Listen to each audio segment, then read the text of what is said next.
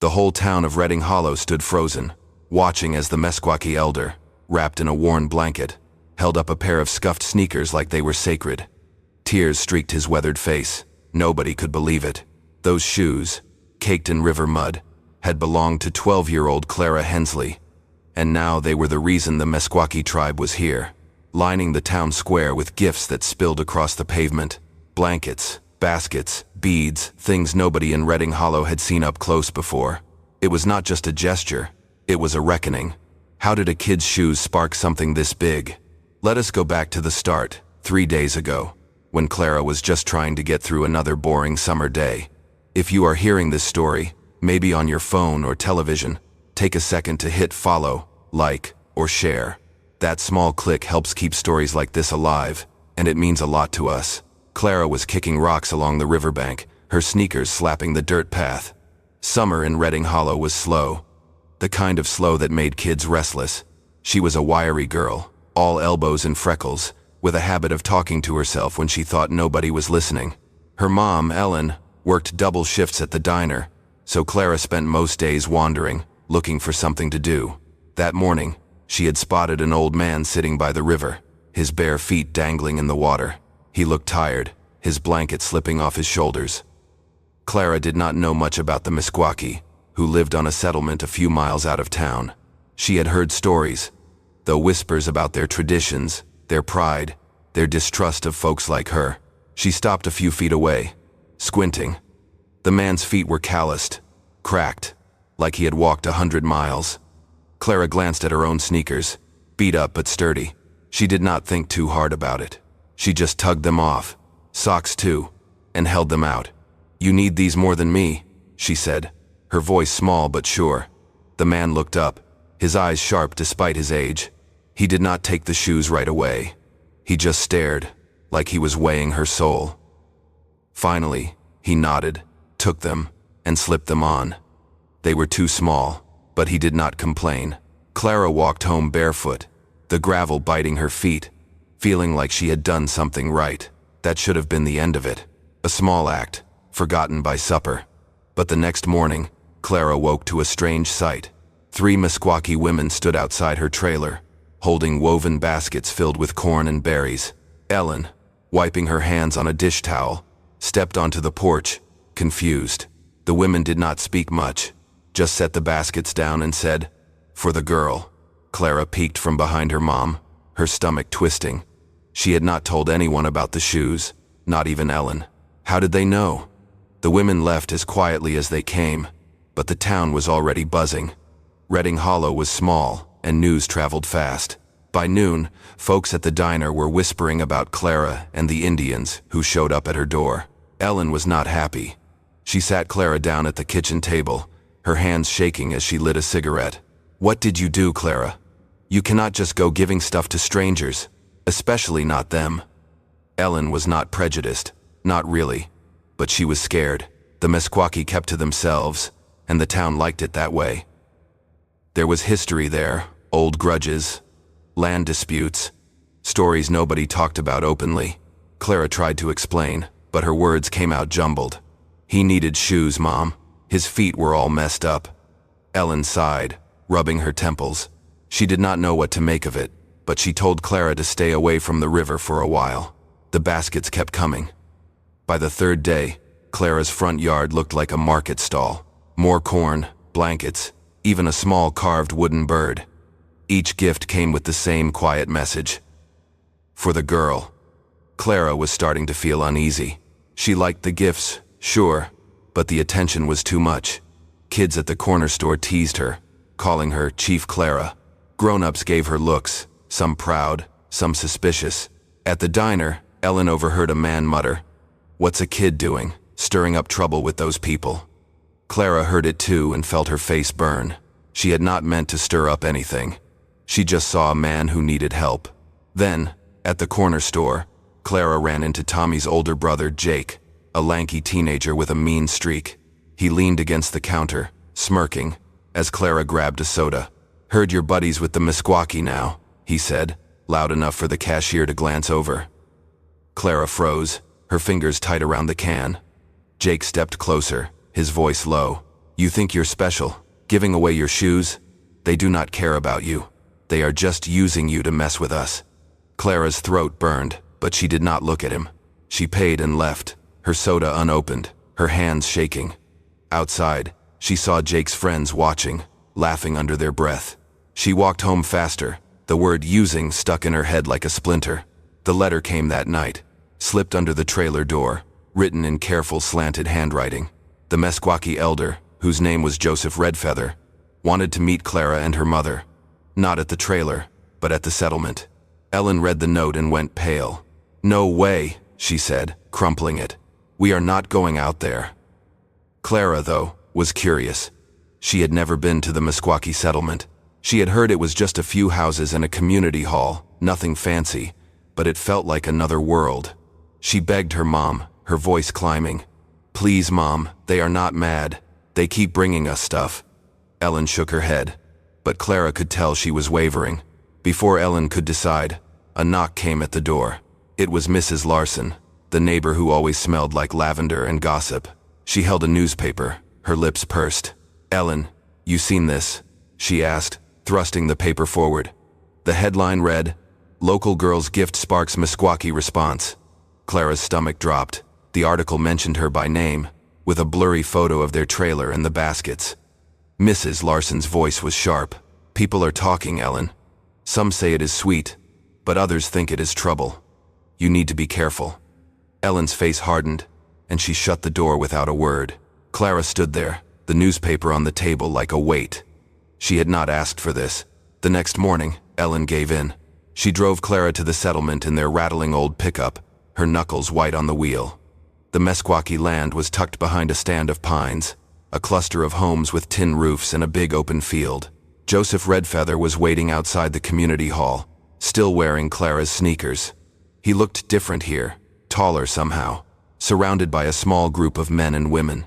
Clara noticed their eyes not angry, but watchful. Ellen parked and grabbed Clara's hand, squeezing too hard. "Stay close," she whispered. Joseph stepped forward, his voice steady. "You gave me something. Now we give back." He gestured to a table behind him, piled with more gifts. Blankets, jars of preserves, a beaded necklace. Clara's throat tightened. She did not know what to say. Ellen spoke first, her voice sharp. "We do not need all this. She was just being a kid." Joseph's face did not change. He said, "Your daughter saw me. Not many do." Clara felt her mom's grip loosen. Just a little. The other Meskwaki stayed quiet. But one woman, younger, with a long braid, stepped forward. Her name was Lila, and she said Clara's shoes had started something bigger than anyone expected. "Joseph is our elder," she said. "He carries our stories. When you gave him your shoes, you gave him respect." Clara blinked, confused. She had not thought about respect. She just saw a man with no shoes. The meeting did not last long. Joseph invited them inside the hall, where a fire was burning low. He told them about the Meskwaki, about how the town and the tribe had drifted apart over decades. Clara listened, her bare feet cold on the floor. She noticed Lila watching her, not unkindly, but with a weight Clara did not understand.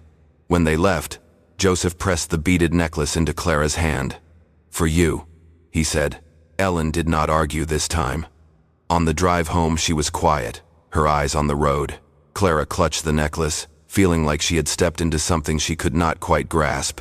That night, Clara overheard a heated argument outside the trailer. It was Carl Tucker, the hardware store owner, talking to another man by the streetlight. "This is getting out of hand," Carl said, his voice carrying through the thin walls. "The Meskwaki are acting like they own us now, all because of that kid." The other man grunted, saying something about keeping things separate. Clara's heart raced. She pulled the blanket over her head, the necklace still in her hand. She had not meant to cause a fight. The next morning she found a note taped to the trailer door. "Tell your kid to stop." No signature, just sharp, angry letters. Ellen saw it and tore it up, but her hands shook as she swept the pieces into the trash. Back in Reading Hollow, things got tense. The gifts kept coming, and not everyone was happy about it. At the town meeting that week, a man named Carl Tucker stood up, his voice loud. "Why are they bringing all this stuff? What do they want? Carl owned the hardware store and had a reputation for speaking his mind. He was not alone. Others nodded, their faces tight. The Meskwaki were outsiders, they said. Clara's act had opened a door nobody wanted open. Ellen, who was there to pick up extra shifts, felt her stomach drop. She did not like the way people were looking at her, like she had raised a troublemaker. Clara heard about the meeting from a neighbor kid, Tommy, who said his dad was mad. "They think you are trying to show off or something," Tommy said, tossing a stick into the dirt. Clara's face got hot. She had not meant to show off. She went home and hid the necklace under her pillow, wishing she had never gone to the river. That night, she overheard Ellen on the phone, her voice low. "I do not know what to do, Ma. It is like she kicked a hornet's nest." Clara curled up in bed, her chest tight. She just wanted things to go back to normal. Then, at school, Clara found her locker covered in sticky notes. Words like traitor and Indian lover were scrawled in marker. She stood there, her backpack heavy on her shoulders, as kids whispered and pointed. The janitor, Mr. Hayes, saw her and started peeling the notes off. His face grim. "Kids can be cruel," he said, not looking at her. Clara nodded, her eyes stinging, but she did not cry. She shoved the crumpled notes into her pocket, determined not to let Ellen see them. That afternoon, she skipped her usual route home and went to the river, hoping to find Joseph. He was not there. The empty bank felt like a slap. She sat down, her knees pulled up, and tossed pebbles into the water. Each splash louder than the last. The next day, Lila showed up at the trailer. She was alone, her braids swinging as she walked. Ellen was at work, so Clara answered the door, her heart pounding. Lila did not smile, but her voice was gentle. "Joseph wants you to come to the settlement again." "Just you." Clara hesitated. She knew her mom would not like it, but Lila's eyes were steady, and Clara felt that same pull she had by the river. She nodded, grabbed her jacket, and followed Lila to her truck. The drive was quiet, the pines blurring past. Clara kept her hands in her lap, wondering if she was in trouble. At the settlement, the field was full of people. Not just Meskwaki, but townsfolk too. Clara recognized Carl Tucker and a few others from the diner. Joseph stood in the center, still wearing those sneakers. He raised a hand, and the crowd went quiet. He spoke about Clara, about how a child had reminded them what it meant to see each other. Clara's face burned. She did not want to be the center of attention. Then Joseph turned to her, his voice clear. "You gave me your shoes. Now we give you our trust." He gestured to the crowd, and Lila stepped forward, holding a woven blanket. She draped it over Clara's shoulders, and the Meskwaki began to clap, a slow, steady rhythm. The townsfolk were quiet at first, unsure. Then Carl Tucker, of all people, started clapping too. Clara looked at him, shocked. His face was red, but he nodded at her, like he was saying sorry without words. The clapping grew, spreading through the crowd. Clara's eyes stung, but she did not cry. She felt the blanket's weight, the warmth of it, and something else, a shift, like the air itself was softer. Lila leaned close and whispered, "You did this." Clara shook her head, but Lila just smiled. As the crowd dispersed, a young Meskwaki man, maybe 20, approached Clara. His name was Daniel, and his jaw was tight. "Not everyone here agrees with Joseph," he said, his voice low. "Some think you are a kid playing games with our pride." Clara's stomach twisted. She glanced at Lila, who was talking to someone else, unaware. Daniel leaned closer, his eyes hard. "Be careful. Respect is not just gifts." He walked away, before Clara could respond, leaving her clutching the blanket, her heart pounding. She looked around, suddenly aware of the faces watching her. Some warm, some unreadable. For the first time, she felt the weight of what she had started. When Clara got home, Ellen was waiting, her arms crossed. She had heard about the gathering from a coworker. "You went without telling me?" she asked, her voice sharp. Clara tried to explain, but Ellen cut her off. "This is bigger than you, Clara. You cannot just run off like that." Clara felt her throat close up. She wanted to tell her mom about the blanket, the clapping, the way Carl Tucker had looked at her. But Ellen was already pacing, her worry spilling over. "They are planning something in town," she said. "A meeting. Because of you. That night, Clara could not sleep. She slipped out of bed and sat on the porch, the blanket around her shoulders. The trailer park was quiet, but she heard footsteps. It was Tommy, her neighbor, holding a flashlight. "I heard what happened," he said, sitting beside her. "My dad says you are brave, but Jake's still mad." Clara's chest tightened. She told Tommy about Daniel's warning, her voice barely a whisper. Tommy's eyes widened, but he did not laugh. Instead, he handed her a small, smooth stone from his pocket. "For luck," he said. Clara held it, her fingers tracing its edges, feeling a flicker of courage.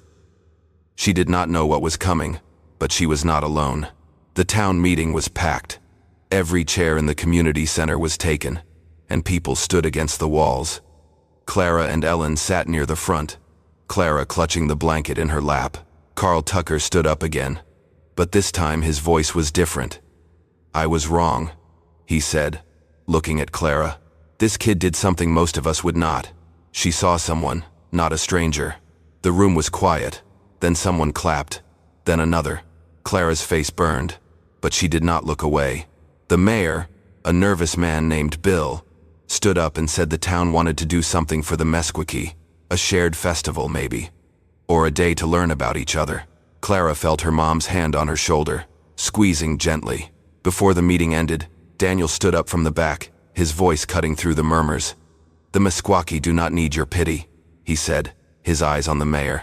The room froze. Clara's heart sank, remembering his warning. Daniel pointed at her, his voice steady but sharp. "This girl gave something real, but do not think one act fixes everything." He sat down, and the silence was heavy. Clara wanted to disappear, but Ellen squeezed her hand harder. The mayor cleared his throat, promising to work with the Meskwaki, but the tension lingered like smoke. Clara felt every eye on her, and for the first time, she wondered if she had made things worse. The festival came together fast.